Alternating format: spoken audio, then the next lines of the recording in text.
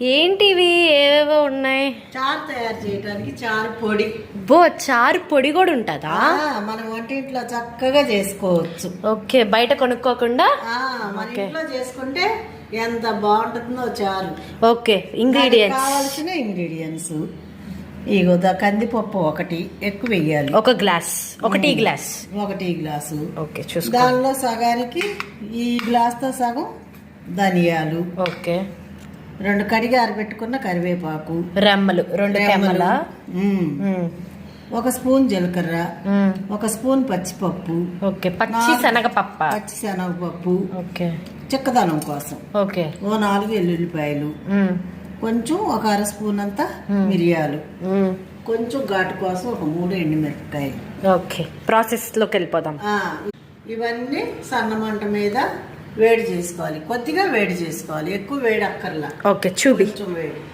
కందిపప్పు 1 tea glass కందిపప్పు కొంచెం. దీంతో పాటు తర్వాత 4 పచ్చిశనగపప్పు, కొంచెం పచ్చిశనగ, ధనియాలు 1/2 టీ గ్లాసు, 2 మిరపకాయలు, 4 వెల్లుల్లిపాయలు, మిరియాలు, జీలకర్ర.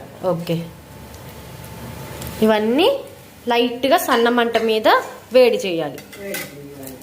2 రెమ్మల కరివేపాక. 2 రెమ్మల కరివేపాకు. ఓకే, ఎంతసేపు వేగాలి? సన్న మంట మీద ఒక 3 నిమిషాలు చాలు. ఓకే, అవన్నీ వేగుతున్నాయి. కొంచెం వేగితే చాలు. వేగిపోయినాయి. ఇందులో ఇప్పుడు కొద్దిగా ఇంగు వేసుకుందాం. ఓకే, ఇంగువ. ఓకే, 1 చిటికెడంతా. ఇంగువ. ఓకే, పోయినాయా? ఓకే. మనస్వికి చారంటే ఇష్టం. మనవరాలికి అన్విత అక్కకి, మనస్వికి చారంటే ఇష్టం. రోజు చారుతో తింటారు. మనస్వి, అన్విత అంటే మా అత్త వాళ్ళ కూతుర్లు. చల్లారాలి. చల్లారిన తర్వాత పొడి చేసుకుంటామే. చల్లారిపోయింది. ఇప్పుడు మిక్సీ పట్టుకున్నాం.